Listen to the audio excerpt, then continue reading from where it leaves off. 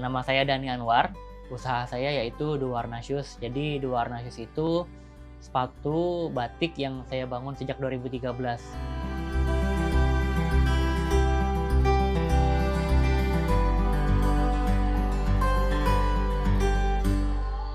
Di Duwarna, produk utamanya kita itu flat shoes. Jadi flat shoes itu sepatu teplek sih beberapa orang bilang ya. Dari 2013 sampai sekarang tetap tuh produk utamanya kita flat shoes. Tapi dari awal kita juga udah nambah produk lain sih, jadi kayak sneaker, wedges, sandal, high heel.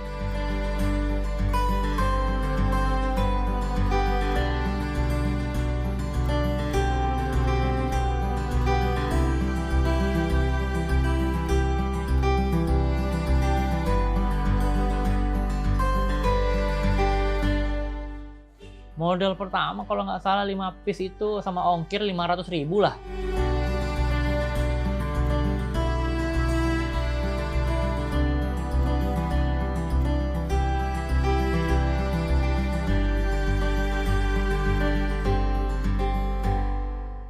Kita konsep sepatunya menggunakan kain-kain etnik.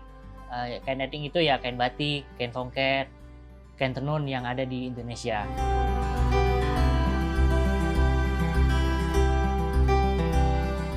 Seperti yang kita tahu sih kayak Jogja, Solo, Pekalongan, tenunnya tenun Jepara, kain songket misalnya kadang kita ngambil songket Palembang beberapa gitu. Nah jadi masih daerah-daerah yang memang menjadi pusat batik di Indonesia sih gitu.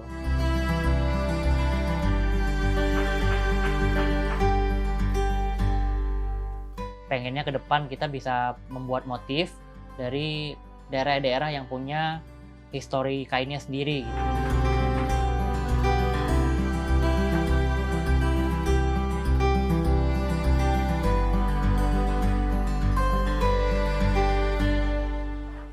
Kalau untuk kita sih fokusnya ke pasar wanita dewasa ya, ibu-ibu muda gitu kan, sama ibu yang wanita yang udah berpenghasilan sih. Sepatu wanita tuh karena memang bisa dibilang wanita tuh kan lebih konsumtif ya, pertama dalam soal belanja pakaian gitu kan.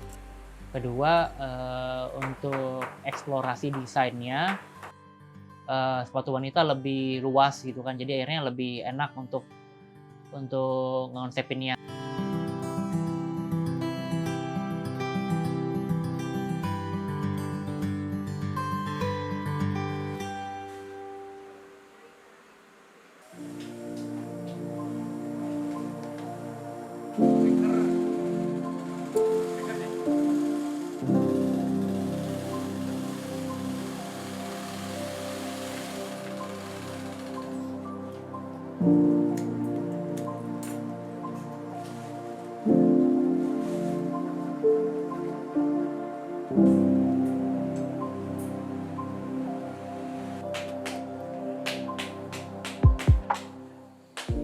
Di saat Duwarna turun, kita coba tawarin konsep lain yang ada di Luna gitu kan.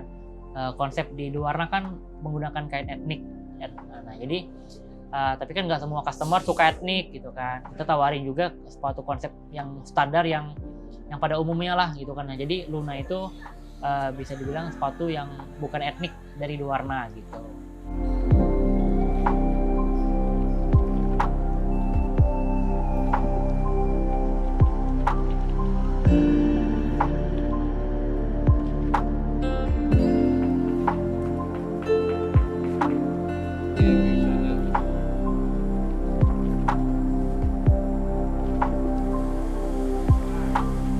Saat ngerintis dulu kan nggak mungkin Duwarna semuanya kita produksi gitu kan, karena namanya juga pengrajin, mereka menuntut kerjaannya harus ada terus, nggak boleh berhenti gitu kan. Intinya nggak boleh sampai mereka nganggur gitu.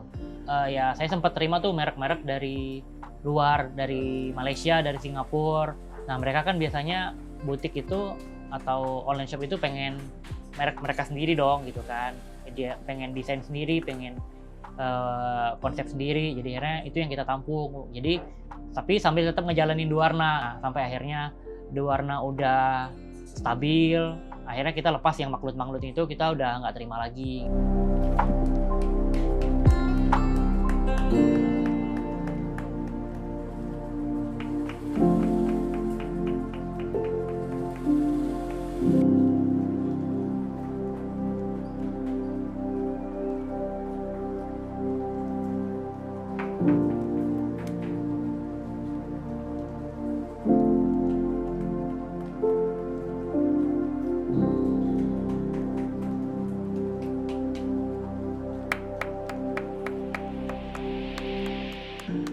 Kalau di Warna alhamdulillah sebelum pandemi kadang kita juga sih tembus sih 300, 400 juta gitu ya.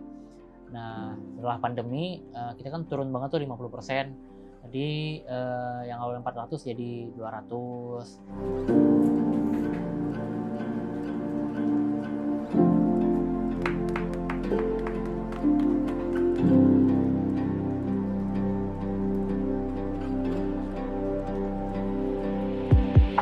Kalau memang sebelum pandemi itu kita bisa sekitar 3.000-an piece ya. 3.000-an piece sampai hampir 4.000 lah, kadang mendekati gitu kan. Tapi setelah pandemi ini kadang 1.500, kadang 1.700. Sekarang sih udah mulai membaik ya. Di bulan ini udah 1.900.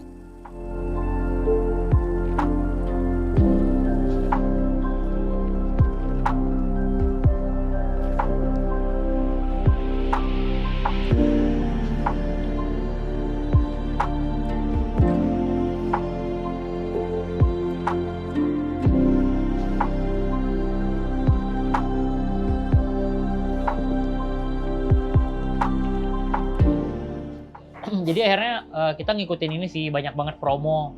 Jadi bisa dibilang dulu tuh Duwarna lumayan pelit ya untuk ngadain promo gitu. Nah tapi semakin kesini jadi akhirnya kita rutin banget ngadain promo, karena memang untuk ini kan menambah kapasitas produksi lagi, pengennya balik lagi gitu kan, biar pengrajin yang selama ini kerja full akhirnya dipotong masa kerjanya, otomatis kan penghasilannya mereka juga berkurang gitu. Nah jadi akhirnya kita sering ngadain promo, open PO, harga open PO, harga promo 10-10, 11-11. Nah, jadi akhirnya kita ngikutin promo-promo yang ada agar ini sih menunjang kapasitas lagi biar tetap full lagi gitu.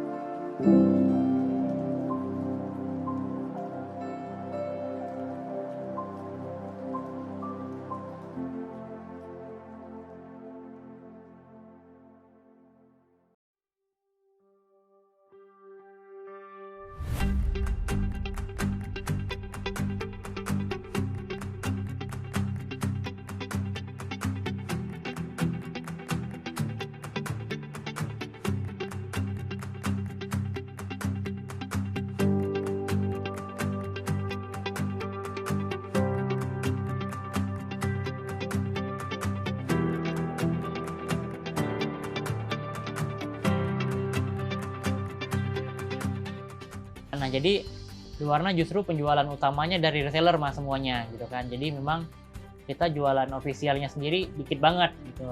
Nah kita ada 2.000-an reseller. Nah tapi kan dari 2.000-an itu yang aktif paling ya 200-an orang gitu.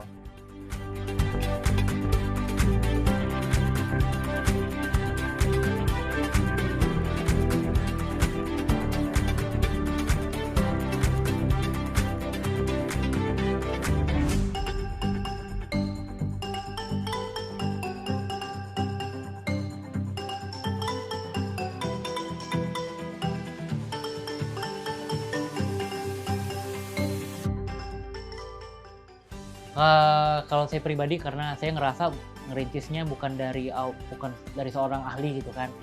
Saya ngerintis tuh benar-benar dari, bisa dibilang saya nggak pernah berhenti coba gitu kan.